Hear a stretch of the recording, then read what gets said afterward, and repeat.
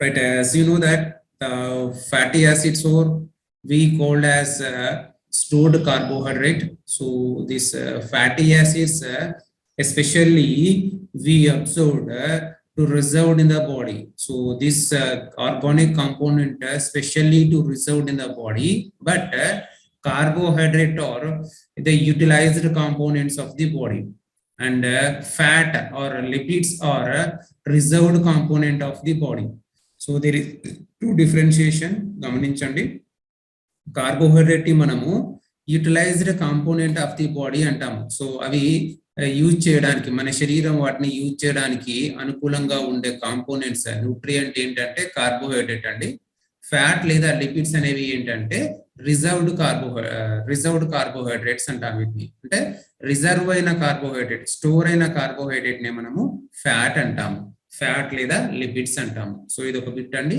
So fat లేదా lipids అనగా అంటే just a reserved component of the body, stored component of carbohydrate or a reserved component of the carbohydrate in the body we call as a fat or lipids, right? So let me discuss few interesting points in the fat. Fat కి సంబంధించి కొన్ని interesting points చూసినట్లయితే ఈ fat ని మనము second most important organic component అంటాం. Second most important organic component అని పిలుస్తాము ఫ్యాట్ ని, రైట్? ఇక్కడ ఫ్యాట్ గురించి మాట్లాడుతున్నప్పుడు when we are to discuss regarding the fat, this lipids or maybe fatty acids or insoluble in the water.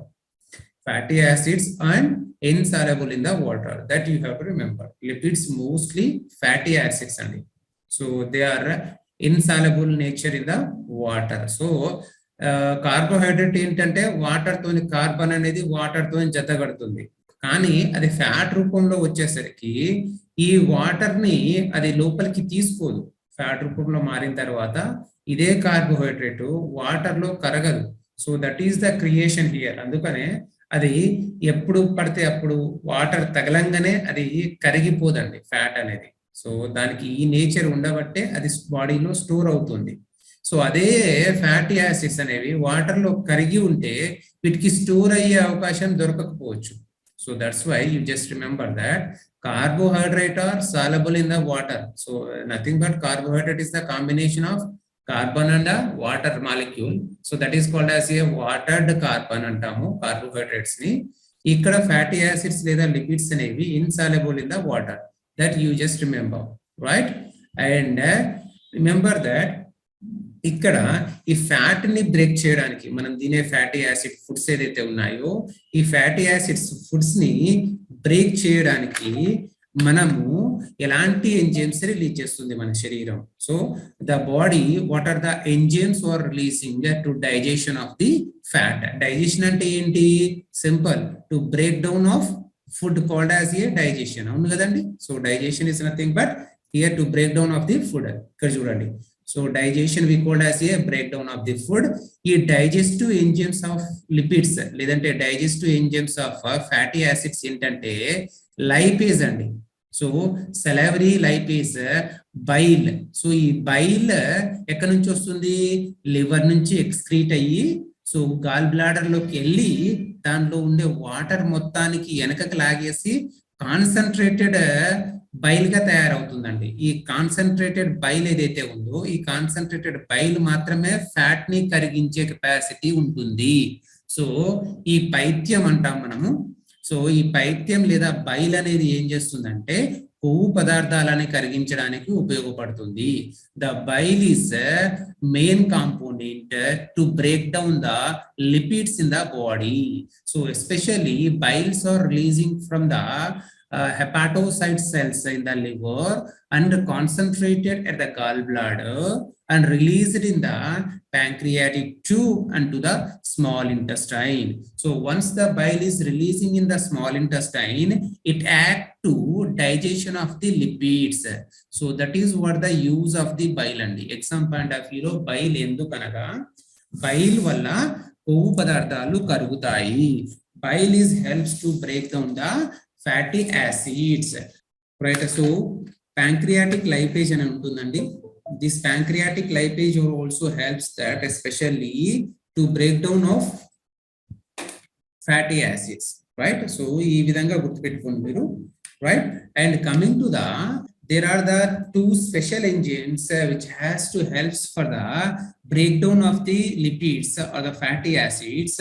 Those we call as pancreatic lipase and the bile. So pancreatic lipase are releasing from the pancreatic gland, and here there is a one more component called as a bile. Okay, ఆ తర్వాత ఒక gram of 1 gram of fat కనుక break down అయినట్టయితే, so 1 gram of fat కనుక utilise అయినట్టయితే 9 calories of energy అనేది release అవుతుంది, గుర్తుపెట్టుకోండి. సో 1 గ్రామ్ ఆఫ్ ఫ్యాట్ కనుక యూటిలైజ్ అయినట్టయితే, ఉపయోగపడ్డట్టయితే శరీరంలో 9 క్యాలరీస్ ఆఫ్ ఎనర్జీ అనేది రిలీజ్ అవుతుంది. సో కాబట్టి ఫ్యాట్ నుంచి అత్యధికంగా ఎనర్జీ రిలీజ్ అయ్యే ఒక న్యూట్రియంట్ అండి. ఫ్యాట్ అనేది శరీరంలో అత్యధికంగా ఎనర్జీని రిలీజ్ చేసే ఒక న్యూట్రియంట్. కానీ ఇక్కడ ఇది 9 క్యాలరీస్ ఎనర్జీని రిలీజ్ చేస్తుందంటే 9 డిగ్రీ ఆఫ్ టెంపరేచర్ ని కూడా రిలీజ్ చేస్తున్నట్టు అండి. కాబట్టి ఫ్యాట్ లో ఎనర్జీ ఎక్కువగా రిలీజ్ అవుతుంది, ఆ తర్వాత టెంపరేచర్ కూడా ఎక్కువగా రిలీజ్ అవుతుంది. కాబట్టి ఈ ఫ్యాట్స్ అనేవి కొంతవరకు ప్రమాదకరము, ఎందుకంటే టెంపరేచర్ ని ఎక్కువగా రిలీజ్ చేస్తుంది కాబట్టి కొంతవరకు దీన్ని ప్రమాదకారిగా సూచించవచ్చు. కారణము 1 గ్రామ్ ఆఫ్ ఫ్యాట్ నుంచి 9 క్యాలరీస్ ఎనర్జీ రిలీజ్ అవుతుంది, అదే సమయంలో 9 డిగ్రీల టెంపరేచర్ కూడా రిలీజ్ అవుతుంది. So there is a 1 gram of fat can be releasing the 9 calories of the energy. At the same time, 9 degree of temperature can be generated.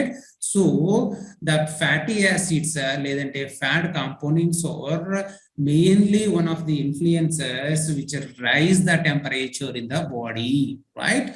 And coming to the next explanation, you just remember that. So ఇక్కడ గుర్తుపెట్టుకోండి. So metabolism is nothing but here conversion of the fats అండి. Conversion of the fat ఎలా జరుగుతుందంటే, mostly conversion of fat అనేది liver లోనే జరుగుతుంది, దాంతో పాటు కొంతవరకు స్మాల్ ఇంటెస్టైన్ లో జరుగుతుంది. స్మాల్ ఇంటెస్టైన్ లో కూడా కన్వర్షన్ ఆఫ్ ది ఫ్యాట్ అనేది జరుగుతుంది. స్మాల్ ఇంటెస్టైన్ లో వాళ్ళకి హెల్ప్ చేసే ఫ్యాక్టర్స్ అనేవి మీకు తర్వాత మళ్ళీ డైజెస్టివ్ సిస్టమ్ చెప్పేటప్పుడు చెప్తారు. సో దాంట్లో ఉండే ఆ లింపాటిక్ సిస్టమ్ ఏదైతే ఉంటుందో, ఆ లింపాటిక్ సిస్టమ్ వల్ల కూడా ఫ్యాట్ అనేది డైజెస్ట్ అవుతుంది. సో ఎలాంటి లింపాటిక్ సిస్టమ్ అనేది ఫ్యాట్ ని డైజెస్ట్ అవుతుంది అనేది అనాటమీలో మాట్లాడదాము. We just remember that the conversion means the conversion of fat can be take place in the liver as well as small intestine also. And these fats are soluble, converted as a soluble component. So fat అనేది ఏ రూపంలోకి మారిపోతుందంటే, convert అయిన తర్వాత lipoprotein గా మారుతుంది. So దీని యొక్క అసలైన రూపం అంటే నిజ రూపం అంటాం కదా, ఫ్యాట్ కి నిజ రూపం ఏంటంటే lipoprotein. So lipoprotein is a final component of lipids. So this lipoprotein we called as a utilized fatty acids. So utilized fatty acids ga marali ante they should converted as a lipoprotein. అదే carbohydrate నుంచి glucose final component ఎలా వస్తుందో last class లో చెప్పాను కదా, carbohydrate నుంచి glucose ఎలా వస్తుందో అలాగే ఫ్యాట్ నుంచి లైపోప్రోటీన్స్ అనేవి చివరగా వస్తాయి. సో ఇలా లైపోప్రోటీన్ గా మారిన తర్వాత మాత్రమే దీని నుంచి శక్తి అనేది బయటకు వస్తుంది. సో ఈ విధంగా శరీరంలో ఫ్యాటీ యాసిడ్స్ అనేవి, లిపిడ్స్ అనేవి చివరగా ఏ రూపంలోకి రూపాంతరం చెందుతాయి? They are finally converted as a lipoprotein component.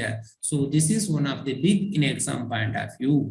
Fatty acids or lipids are finally converted into the soluble component that we called as lipoprotein, right?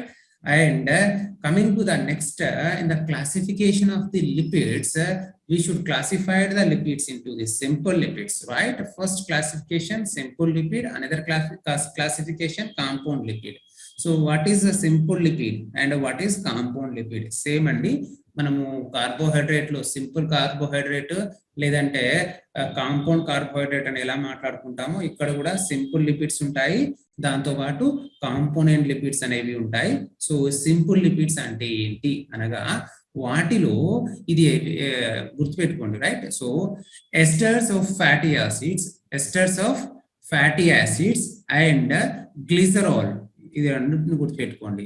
So esters of fatty acids and glycerols లని మనం ఏమని పిలుస్తామంటే we called as a simple lipids, right? Remember that simple lipids are esters of fatty acids and glycerol. So these two categories we called as a simple lipids. So EFA and G shortcut lo. EFA ante esters of fatty acids, G ante glycerol. So S is equal EFA plus G. So EFA plus G మనం తినే ప్రతి నూనె packet మీద ఇది ఉంటుందండి. So EFA అనేసి నూనె ప్యాకెట్ల మీద చూస్తాం. ఇది మీరు కావాలంటే మార్ట్లోకి వెళ్ళినప్పుడు నూనె ప్యాకెట్ల మీద ఇది ఉందా లేదా చూడండి. EFA right composed or EFA fermentised లేదంటే ఫార్టిఫైడ్ ఆఫ్ EFA అని చూస్తారు దానికి. సో ఫార్టిఫైడ్ ఆఫ్ EFA మీకు చెప్తాను తర్వాత ఫార్టిఫైజేషన్ అంటే ఏంటనేది. సో ప్రతి దాని మీద ఈ ప్రతి నూనె ప్యాకెట్ మీద ఇది ఉంటుంది EFA అని. So glycerol. సో ఈ రెండింటిని కలిపితే మనము ఏమని పిలుస్తామంటే సింపుల్ లిపిడ్స్ అంటాము. ఈ సింపుల్ లిపిడ్స్ కి ఉదాహరణ మీరు జాగ్రత్తగా గుర్తుపెట్టుకోవాలి. ఉదాహరణ ఎవరంటే ట్రైగ్లిసరాయిడ్స్ అండి. సో ట్రైగ్లిసరాయిడ్స్ ఎగ్జామ్ లో ఇది అడుగుతాడు. Most common lipid in the body called as a triglycerides. So ఇది ఎగ్జామ్ లో పక్కా అడుగుతారు.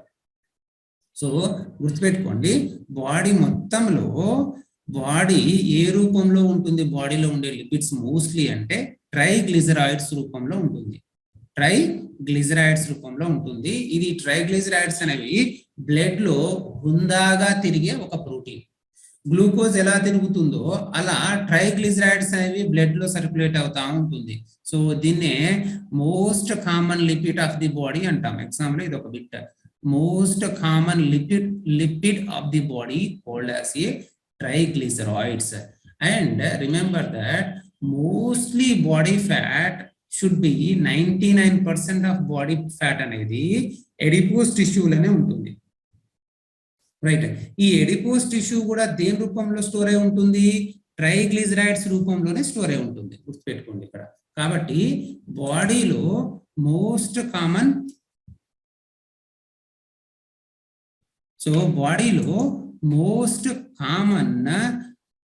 లిపిడ్ ఏదైనా ఉంది అంటే అది ట్రైగ్లిసరైడ్స్ అండి. ఇది గుర్తుపెట్టుకోండి. Most abundant lipid component of the body. ఇది ఎగ్జామ్ లో పెట్టండి, రాసుకోండి. Most abundant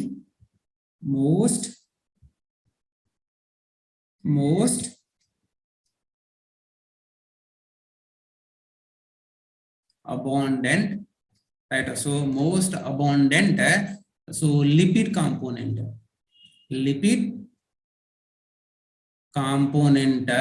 of body most abundant అని అడుగుతారు. అబాండెంట్ అంటే ఎక్కువ మోతాదులో. So most abundant lipid component of the body we called as triglycerides.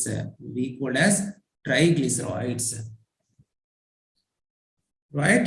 So and this is what about the triglycerides అండి. Coming to the next compound lipid అండి. Compound lipid బాడీలో ఇది హుందాగా తిరిగేదండి. మళ్ళీ ఇక్కడికి వచ్చేసరికి వేరే విషయం చెప్తా నేను.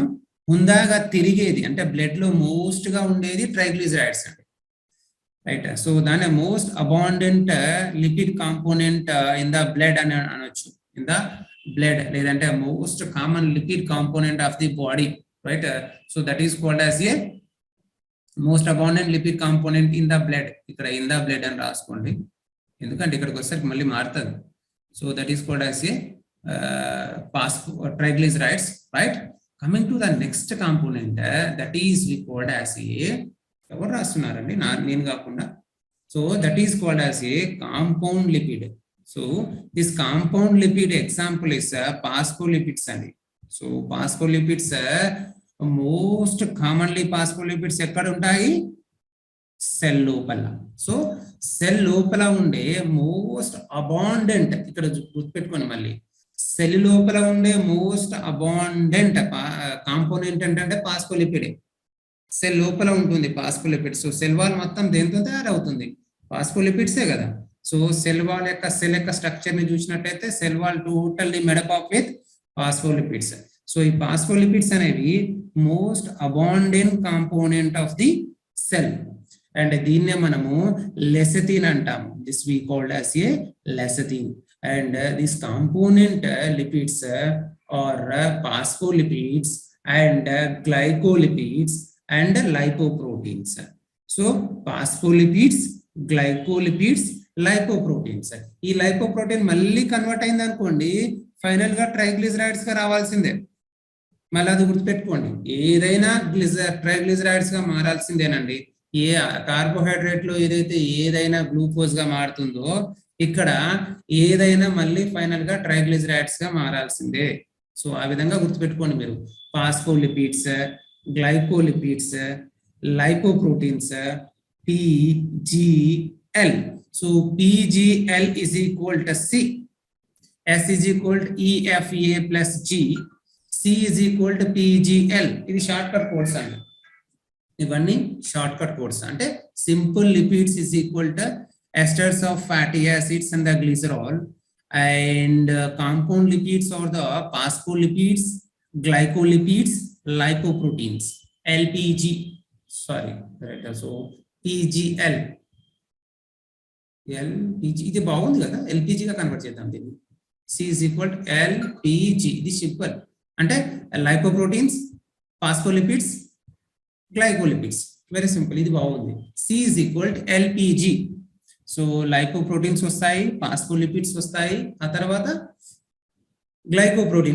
glycolipids వస్తాయి. రైట్. సో ఇది గుర్తుపెట్టుకోండి కాంపౌండ్ లిపిడ్స్ దగ్గర. అండ్ కమింగ్ టు ద ఇంకొక క్లాసిఫికేషన్ ఏంటంటే derivative lipids.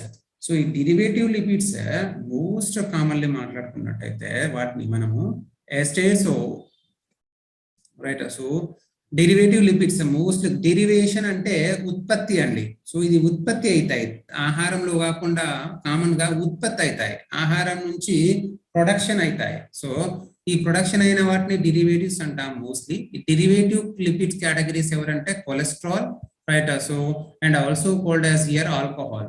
So cholesterol and the alcohol. So this cholesterol, another category also categorizing monohydrolic acid. So cholesterol and this monohydrolic acid and alcohol. So these are the categories of derivative lipids. So derivative lipids mostly generative lipids which has to generated from the components. So there are example of cholesterol, alcohol, right. So and monohydrolic acid. ఇక్కడ మీకు ఒక వింతైన విషయం చెప్తా, గుర్తుపెట్టుకోండి. ఏంటంటే cholesterol మన శరీరంలో లివరే 70% ప్రొడక్షన్ చేస్తుంది. సో లివర్ నుంచే కొలెస్ట్రాల్ 70% ఉత్పత్తి అవుతుంది. కాబట్టి దీన్ని మనము నాన్ ఎసెన్షియల్ న్యూట్రియంట్ కిందికి తీసుకుంటాము. అంటే తినే ఆహారంలో కొలెస్ట్రాల్ అవసరం లేదు అని అంటారు న్యూట్రిషన్ వాళ్ళు. సో ఎందుకంటామంటే మన లివర్ అనేది 70% కొలెస్ట్రాల్ ని రిలీజ్ చేస్తుంది. The liver is releasing the or secreting the 70% of cholesterol in the body. So this cholesterol we called as a non essential component of nutrient in the body. So non essential component nutrient in the body called as a cholesterol. And alcohol విషయానికి వచ్చినట్టయితే మనం తీసుకునే food లో, daily మనం తీసుకునే food లో కొంత మోతాదులో ఆల్కహాల్ ఉండాలండి, రైట్. సో కొంత మోతాదులో ఆల్కహాల్ ఉండాలి, ఉంటుంది కూడా, రైట్. సో ఎక్కువగా తాగే వాళ్ళని తాగుబోతుంటాం, రైట్. సో కానీ ఇక్కడ ఒక విషయం మీరు గుర్తుపెట్టుకోవాలి, శరీరంలో ఎంతో కొంత ఆల్కహాల్ అనేది అవసరము. శరీరానికి ఆల్కహాల్ అనేది లేకపోతే ఈ నర్వస్ సిస్టమ్ సరిగా పనిచేయదు, డైజెస్టివ్ సిస్టమ్ సరిగా పనిచేయదు. సో కొంతవరకు మనకు తెలియకుండానే మనం కొంత ఆల్కహాల్ని తీసుకుంటున్నాము కాబట్టి మన నర్వస్ సిస్టమ్ మంచిగా పనిచేస్తుంది, డైజెస్టివ్ సిస్టమ్ మంచిగా పనిచేస్తుంది. సారీ ఈ విషయం మీకు చెప్పకూడదు, కానీ నేను ఒక విషయం చెప్తాను, గుర్తుపెట్టుకోండి. 30 నుంచి 60 ml ఆల్కహాల్ డైలీ తీసుకున్నట్టయితే ఆరోగ్యానికి మంచిది అని డాక్టర్లు చాలా మంది సూచిస్తారు. 30 నుంచి 60 అంటే పెగ్గు కాదండి, పెగ్గులో హాఫ్ పెగ్గు కనుక మీరు ఆల్కహాల్ డైలీ తీసుకుంటే శరీరంలో నాడీ వ్యవస్థ, ఆ తర్వాత జీర్ణక్రియ వ్యవస్థ అనేది బాగా పనిచేస్తుంది. There is a minimum 30 to 60 ml of alcohol is required to the body for the smooth functioning of nervous system as well as digestive system. Sir రేపు నుంచి మమ్మల్ని మందు తాగమంటారు ఏంటి సార్ అని చెప్పేసి అనొచ్చు మీరు. నేను అనుకున్నా కానీ మీరు తాగుతారండి. అది మీరు అనుకుంటారు ఓన్లీ బయట దొరికే బాటిల్లోనే ఆల్కహాల్ ఉంటుందండి. కాదండి, మనం తినే ఆహార పదార్థాలలో చాలా వాటిలలో ఈ ఆల్కహాల్ అనేది ఉంటుంది. అసలు ఆల్కహాల్ తయారయ్యేదే ఆహార పదార్థాల నుంచి అండి. సో ఆ విషయం మీ అందరికీ తెలుసు. ద్రాక్షల నుంచే వైన్ వస్తుంది. వైన్ ఎక్కడి నుంచి వస్తుందండి? గ్రేప్స్ ని కనుక ఫెర్మెంటేషన్ చేసి దాంట్లో బ్యాసిల్లస్ అనే ఒక బ్యాక్టీరియాని వేసినట్టయితే ఆ బ్యాక్టీరియా కొన్ని రోజులు ఫెర్మెంటేషన్ చేసి రిలీజ్ చేసేదే కదా వైన్ అనేది గ్రేప్స్ నుంచే వస్తుంది కదా. బార్లీ అనేది మనం తినే వీట్ ఇది గోధుమల నుంచి వస్తుంది కదా, రైట్? సో బార్లీ తెలుసు కదా, అది విస్కీ మొత్తం గోధుమల నుంచి వస్తుంది. సో ఈ విధంగా ఈ ఆల్కహాల్ అనేది మోస్ట్లీ ఫుడ్ నుంచే వస్తుంది. కాకపోతే బయట వాళ్ళు వైన్ షాప్లో పోయి ఎక్కువ మోతాదులో తాగుతారు కాబట్టి అది ఎక్కువ మోతాదులో అయిపోయింది. మనం రోజు ఫుడ్ లో తక్కువ మోతాదులో తీసుకుంటాం కాబట్టి మనమేమో ఆల్కహాల్ తాగేటోళ్ళం కాదంటారు, వాళ్ళేమో ఆల్కహాల్ తాగేటోళ్ళు అంటారు. అంతే తేడా. సో వాళ్ళు కూడా రోజు ఈ విధంగా ఏది గ్రేప్స్ లంగానో ఈ బార్లీ లంగానో మీకు తెలుసా, గోధుమలని నానబెట్టి గోధుమల యొక్క ఎసర్ ఏదైతే ఉందో ఆ ఎసర్ని కనుక మీరు వారం రోజు కుండలో పోసి అలా ఉంచినట్టయితే ఆటోమేటిక్ గా దాంట్లో ఆల్కహాల్ తయారవుతుందండి. అంతెందుకు, కుళ్ళిపోయిన ద్రాక్షల్ని తీసుకొచ్చి వారం రోజులు కనుక కుళ్ళబెడితే వైన్ తయారైపోతుంది. సో ఇలాంటి గొప్ప గొప్ప విషయాలు ఉంటాయి. సరే, just for your right so explanation purpose లో చెప్తున్నాను. ఆల్కహాల్ అనేది శరీరానికి అవసరం, ఇంతవరకు గుర్తుపెట్టుకోండి. మిగతాదంతా వదిలేయండి ఇక. సో సార్ ఏదేదో చెప్పేస్తున్నాడు అన్నట్టు కాకుండా. Okay, coming to the next, వీటి యొక్క బయోకెమిస్ట్రీ గురించి మాట్లాడినట్టయితే ఫ్యాట్స్ యొక్క బయోకెమిస్ట్రీలో carbon, hydrogen, oxygen as it is గా ఏదైతే కార్బోహైడ్రేట్ స్ట్రక్చర్ ఉంటుందో అదే స్ట్రక్చర్ ఫ్యాట్ ఉంటుంది. మీకు చెప్పాను కదా, ఫ్యాట్ అంటే వేరేది కాదండి, కార్బోహైడ్రేట్ కనుక స్టోర్ అయినట్టయితే దాన్నే ఫ్యాట్ అని పిలుస్తాము. సో దీంట్లో ఎసెన్షియల్ ఫ్యాటీ యాసిడ్స్ ఉంటాయి. ఎసెన్షియల్ అంటే శరీరానికి ఇవి కంపల్సరీ అవసరము. డైలీ తినే ఆహారంలో వీటిని కలుపుకొని రైట్ ఇవి ఉన్న పదార్థాలను మాత్రమే తినాలి అనే వాటిని ఎసెన్షియల్ ఫ్యాటీ యాసిడ్స్ అంటాము, EFA. సో మీరు తినే ప్రతి ఫుడ్ లో ప్రతి ఆయిల్ ప్యాకెట్ మీద esters of fatty acids or essential of fatty acids అనేవి ఎక్కువగా ఉంటాయి. ఈ essential of fatty acids especially ఏంటంటే అంటే linolenic, right? So linoleic, arachnoid. So arachnoid, linolenic. So L2A, right? L2A. So L2A so is equal, sorry, EFA is equal L2A. ఇట్లా రాసుకోండి simple. EFA is equal L2A అంటే linolenic అర్కనాయిడ్. ఇది short cut, exam లో మీరు గుర్తుపెట్టుకోవాలి. EFA essential fatty acids అనగానేమి, essential fatty acids in the following, right? L2A. L2 అంటే linolenic arachnoid. So the three or the different type of the fatty acids which is present in the body, right? So this essential fatty acids అంటే ఏమని చెప్పాను, compulsory we should take in the form of food called as a essential. So non essential అంటే food లో తీసుకోకుండా నడుస్తుంది, right? సరే, next categories లో చూసినట్టయితే సాచురేటెడ్ ఫ్యాట్ అనేది మోస్ట్లీ యానిమల్ ఫ్యాట్స్ అండి. సో మోస్ట్ గా ఈ మొక్కల నుంచి వచ్చే ఫ్యాట్ అనేది కరగదండి, ఎందుకంటే దాని యొక్క పాలిమరైజ్ యాక్షన్ అనేది చాలా స్ట్రాంగ్ గా ఉంటుంది కాబట్టి కరగదు. యానిమల్స్ నుంచి వచ్చే ఫ్యాట్ మాత్రం ఈజీగా కరుగుతుంది. అలా అని చెప్పేసి ఫ్యాట్ ని ఎక్కువగా తినకండి. దాన్ని మళ్ళీ డైజెస్ట్ చేయడానికి బాడీకి ఎక్కువ శ్రమ అవసరం, తెలుసు కదా.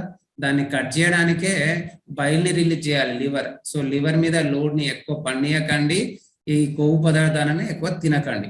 ఒకటే రైట్ ముచ్చట.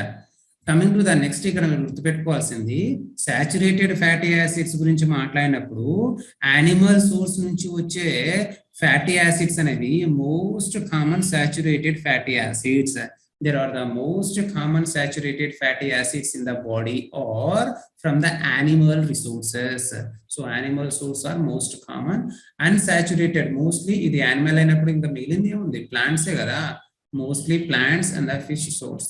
So fish source and plant source are the mostly unsaturated fat. So saturated fat are the animal source. Unsaturated fat are the plants and the fish. Right? So this is the exam point of view నుండి saturated source ఏంటి, animal source. Unsaturated source ఏంటి, plants and the fish. Triglycerides most common fat in the blood stream. Blood లో హుందాగా తిరిగే fat ఏంటంటే triglycerides అండి. హుందాగా తిరిగే కార్బోహైడ్రేట్ ఏంటి, గ్లూకోజ్. సో హుందాగా తిరిగే carbohydrate in the blood stream, common carbohydrate in the bloodstream is equal glucose. Most common fat or a lipid in the bloodstream, triglycerides. Example ఒక సైడ్ కి రాసుకోండి. most common carbohydrate in bloodstream, most common carbohydrate in bloodstream is equal glucose. Is equal to glucose. Most common fat bracket lo lipid. Most common fat bracket lo lipid bracket close in bloodstream is equal to triglycerides. Is equal to triglycerides.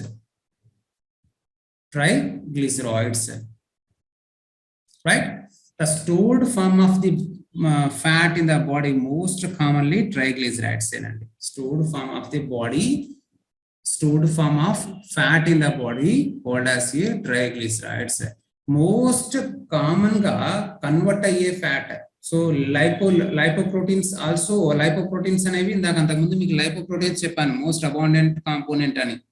కానీ lipoprotein కూడా convert అయ్యి చివరగా single form of lipid గా మారుతుంది, దాన్ని triglycerides అంటాం.